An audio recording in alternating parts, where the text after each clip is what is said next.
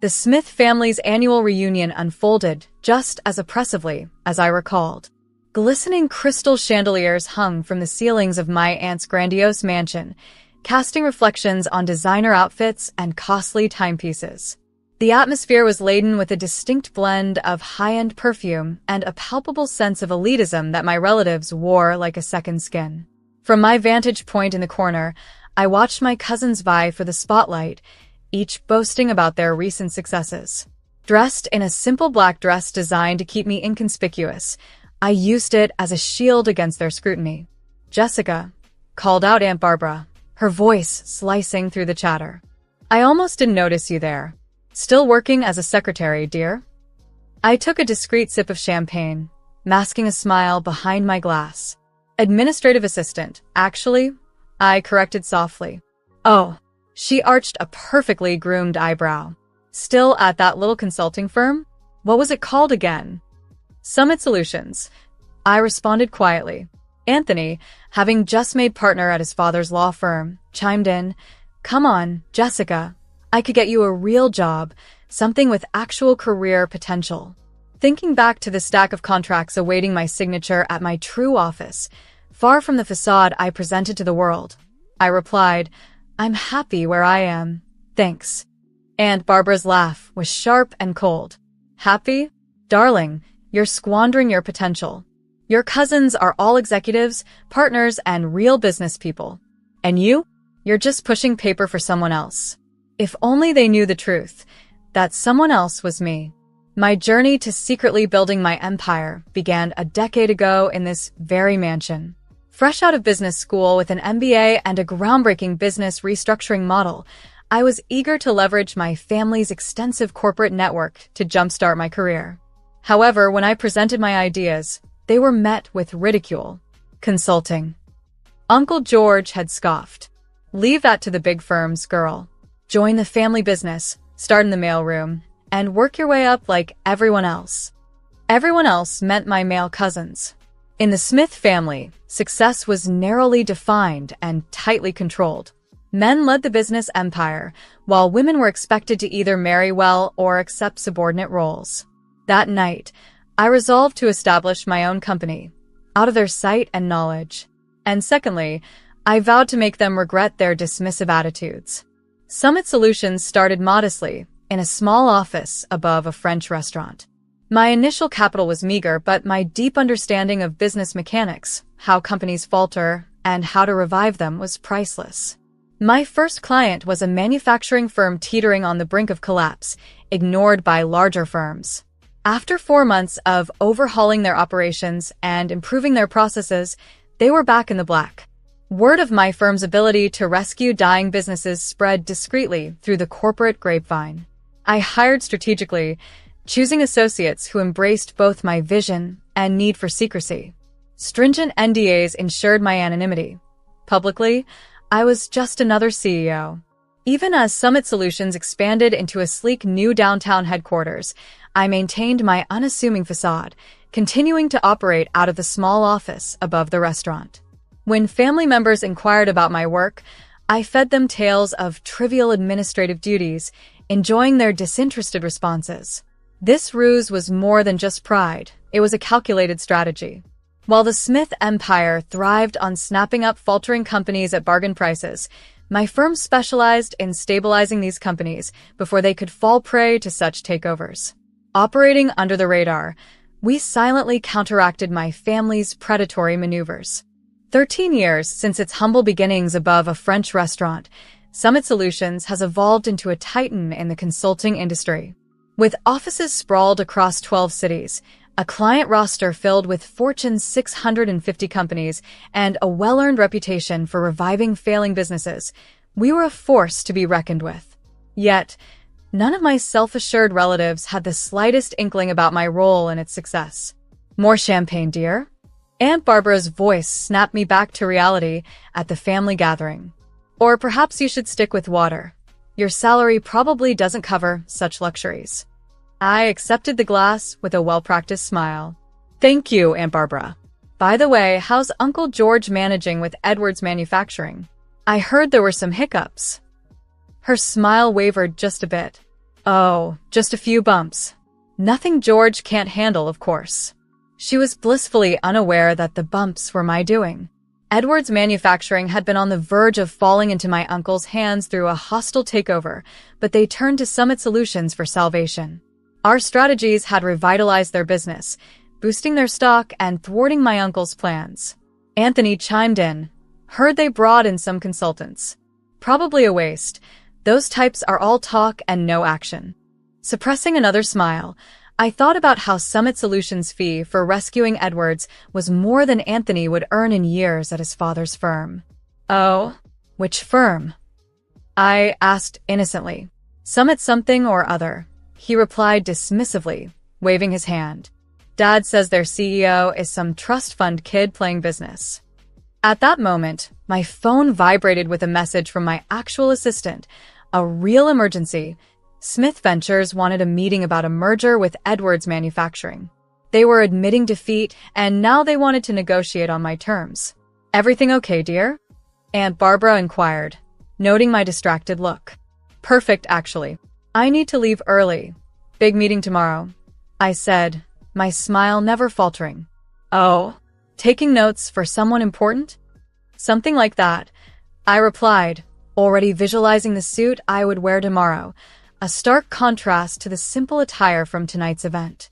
The next morning, I was in my element, ascending to the executive floor of Summit Solutions in a tailored Chanel suit in deep navy, a deliberate choice for what was sure to be a monumental day. My assistant, Julia, met me with updates and a knowing smile. The Smith Ventures team is early, she informed me as we walked. Your uncle looks eager to meet Summit CEO.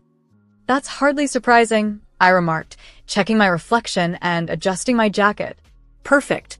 Are they in the main conference room? Yes, and Mr. Larry from Edwards Manufacturing is there too.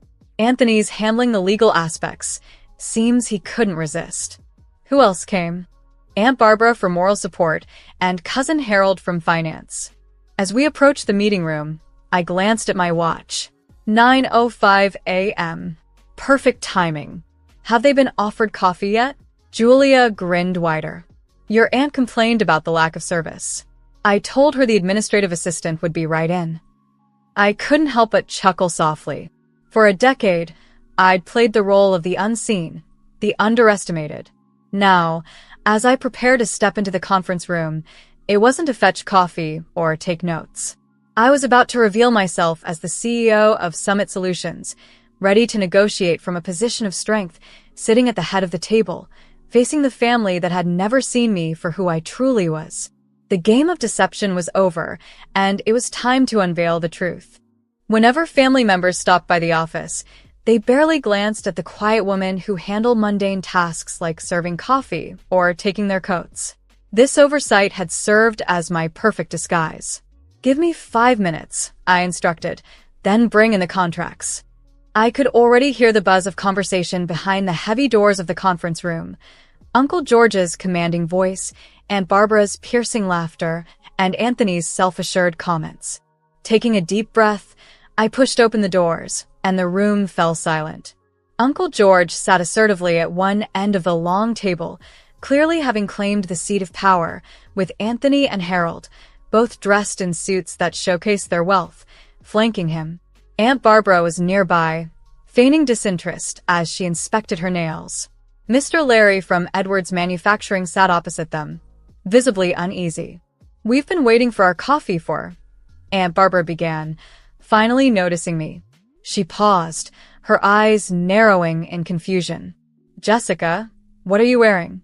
And why aren't you carrying the coffee? I walked confidently to the head of the table, taking the seat directly across from Uncle George. I don't serve coffee anymore, Aunt Barbara. In fact, I never really did. What is this? Uncle George demanded, his tone incredulous. Where is Summit CEO? We were promised a meeting with the actual decision-maker. You have been, I replied, settling into my chair and enjoying the bewildered looks on their faces. I am the CEO of Summit Solutions. I have been since I founded the company 13 years ago. The room went deathly quiet. Anthony's jaw dropped open. Harold fumbled and dropped his pen, and Aunt Barbara's usually impeccable composure faltered. Uncle George was the first to recover, his expression skeptical. This is absurd. You're a secretary. No, I said calmly. That was a cover, a very effective one. It seems since none of you ever looked beyond it. You were so convinced I couldn't be successful that you never noticed I already was. At that moment, Julia entered, efficiently distributing a stack of contracts before taking a position behind my chair.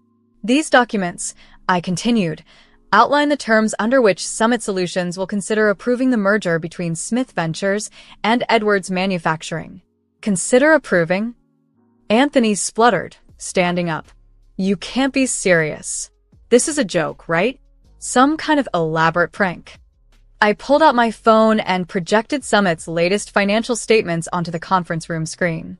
Summit Solutions currently manages over $82 billion in client assets. We have a 98% success rate in corporate restructuring, and our approval is required for any major changes to Edwards Manufacturing's business structure. I turned to face my stunned relatives. Does that look like a joke to you? This is impossible, Aunt Barbara whispered, her voice barely audible. You're nothing. You've always been nothing. That's exactly what you were meant to think, I replied.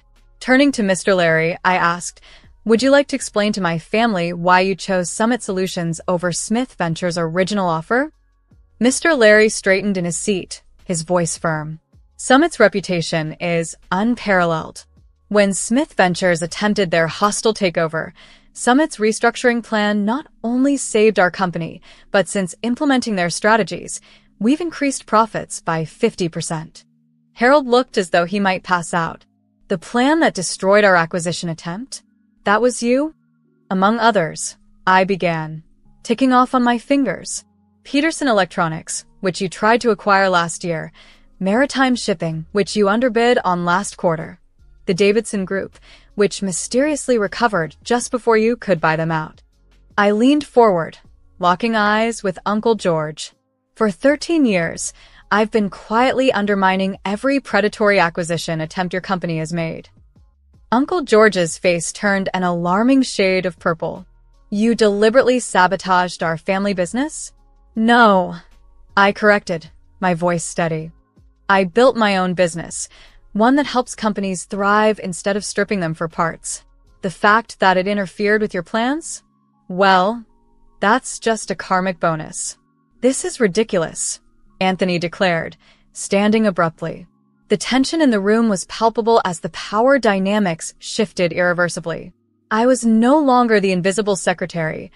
I was the architect of my empire, finally revealing the full extent of my success to the family that had underestimated me for far too long. I'm calling our lawyers. Sit down, Anthony. My voice rang with an authority that stopped him mid-motion. You really should look at those contracts in front of you. The ones your firm spent months trying to secure for this meeting. As I watched the realization dawn on his face, I continued. That's right. The biggest client for your law firm this year? That was me, too. Julia, always precise, stepped forward with another document. This is a summary of Summit Solutions' current market position and liquid assets. You'll notice that we are now in a position to potentially acquire controlling interest in Smith Ventures if we choose to. The room erupted into chaos. Aunt Barbara was on the verge of hyperventilating. Harold frantically verified the figures on his phone, and Anthony sank back into his chair, shell-shocked. This is blackmail. Uncle George growled. No, I corrected him calmly. This is business, the kind you claimed I'd never be capable of handling. I stood, smoothing my jacket. You have until 6 p.m. today to review the merger terms. They're quite generous, considering our position. If you decline, Summit Solutions will begin purchasing Smith Ventures stock on the open market tomorrow morning. As I headed for the door, I paused. Oh, and Aunt Barbara, about that champagne you so graciously offered me last night? I own the vineyard that produces it. Bought it last year. And the coffee you were so eager for this morning? I own that chain too. I gave them a sweet smile. Turns out, my salary does leave room for expensive tastes after all. Closing the door behind me, I left them to their stunned silence. Back in my private office, I allowed myself a moment to reflect on what had just unfolded. 13 years of careful deception, of playing the invisible underachiever, had culminated in this moment. Julia appeared with a real cup of coffee, my favorite blend from my coffee chain. "Was it worth the wait?" she asked. As I savored the coffee, I thought about all the times I'd served drinks in this very office, watching my family dismiss and underestimate me, considering me nothing more than a secretary. Every second had been worth it. My phone buzzed with messages from family members who must have heard about the meeting. I silenced it without looking. They'd have plenty of time to adjust to their new reality. Right now, I had an empire to run, and for the first time in 13 years, I could do it openly, without hiding who I was. The next 50 hours were as chaotic as you'd expect in a family built on power and appearances, suddenly realizing they weren't at the top anymore. Messages flooded in almost immediately. Aunt Barbara wanted to discuss things over lunch, claiming I had always been her favorite niece. Anthony joked that it was all just family banter, insisting that family should stick together. Harold pleaded, reminding me of our blood ties. I ignored them all, focusing instead on the rapid emails from Smith Ventures board members. They weren't fools. They could see which way the wind was blowing. By noon, they had called an emergency board meeting. By 4, they had voted to accept Summit's merger terms. Uncle George, predictably, didn't go quietly. His voice echoed through my office as he barged in unannounced. Julia moved to intervene, but I waved her off, letting him have his moment.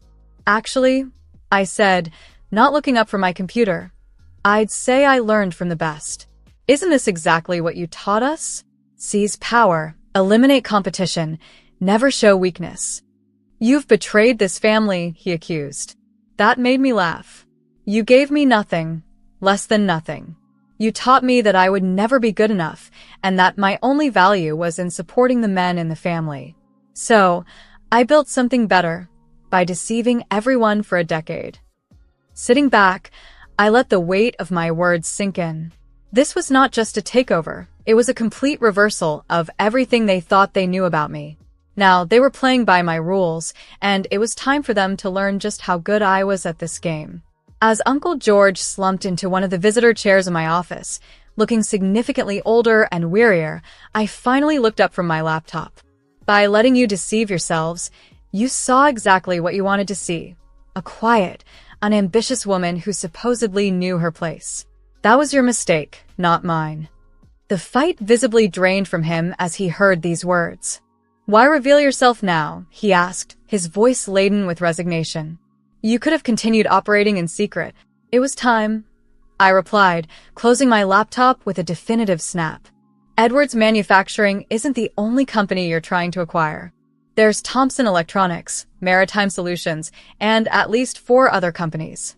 They are businesses with good people and solid products that need a bit of restructuring. I'm tired of watching you attempt to destroy them." "It's just business," he protested weakly. "No, it's greed. And it stops now." I handed him a folder containing the final merger terms. Summit Solutions will acquire a controlling interest in Smith Ventures. We'll restructure the company to focus on building businesses up, not tearing them down. You can stay on as a consultant if you accept the new direction. If not, your golden parachute is outlined on page 4. He opened the folder with trembling hands. "You thought of everything." "I learned from the best," I said, my smile devoid of warmth, though not in the way you intended. After he left, Julia brought in a stack of newspapers. The revelation of Summit's secret CEO was already making headlines. Secret CEO revealed how one woman built a billion-dollar empire in secret. Smith family shocked. The hidden success story they never saw coming. My phone buzzed again, this time with a message that truly mattered. It was from my mother, who had divorced Uncle George's brother years ago and distanced herself from the Smith family's toxicity. She had sent a single line, "I always knew you would show them." The next few weeks were a whirlwind of change. Smith Ventures board enthusiastically embraced Summit's new direction, and their stock price jumped 52% on the announcement of the merger. Companies that had once feared the Smith name now sought partnerships. The press couldn't get enough of the story. Aunt Barbara tried to spin it as a heartwarming family success story. "We always knew Jessica had potential," she told one reporter. "This just proves that the Smith spirit of entrepreneurship runs in the blood." I responded by releasing archived video footage from last year's family reunion where she had spent 30 minutes explaining to everyone why I would never amount to anything. The footage went viral, and she stopped giving interviews after that. Anthony attempted damage control, claiming he had been in on it all along. Unfortunately for him, too many people had witnessed his shocked face in that conference room. His law firm's other clients began questioning his judgment, and within a month, he was quietly asked to take a leave of absence. Harold adapted the fastest, approaching me with a business proposal just 3 weeks after the revelation.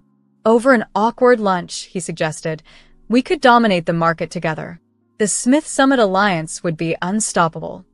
"That's not what Summit Solutions is about," I told him firmly. "We don't dominate, we elevate."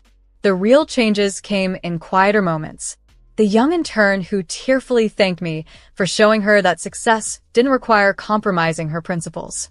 The female executives who started reaching out shared their own stories of being underestimated.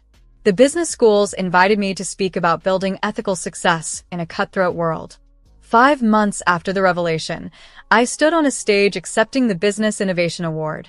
Looking out at the audience, I saw my mother sitting in the front row, beaming with pride. Behind her sat several of my former administrative assistants, all women who had helped maintain my cover. Their faces reflected not just admiration but a shared victory in our collective success, a testament to what could be achieved when one refused to stay within the lines others had drawn. In the dynamic world of Summit Solutions, success is not determined by the amount of power one holds, but rather by the effective and positive use of that power. Over the course of a decade, I embraced a role that often led influential figures to underestimate me. This strategic choice allowed me to bide my time until our company was robust enough to drive meaningful change. The turning point came during a speech I delivered, where I shared my perspective on true power and its purpose. The audience's applause was deafening, yet the real gratification unfolded later that evening. While working late, my assistant Julia interrupted with surprising news. Uncle George was retiring. His resignation letter unexpectedly acknowledged a valuable lesson learned from me. True business success is measured not by acquisitions or assets, but by the positive impact we create. He expressed regret for only realizing this after losing control of his company. Reflecting in my office chair, I pondered the decade of strategic patience, during which I deliberately kept a low profile, allowing others to overlook me until the timing was perfect. Now, Summit Solutions was not just thriving, it was revolutionizing business practices. Looking ahead to the next family reunion, which I intended to host in Summit's main conference room, where I had once served coffee, I anticipated a lively gathering. It was the same room where I had quietly observed and waited for the opportune moment to reveal my true capabilities.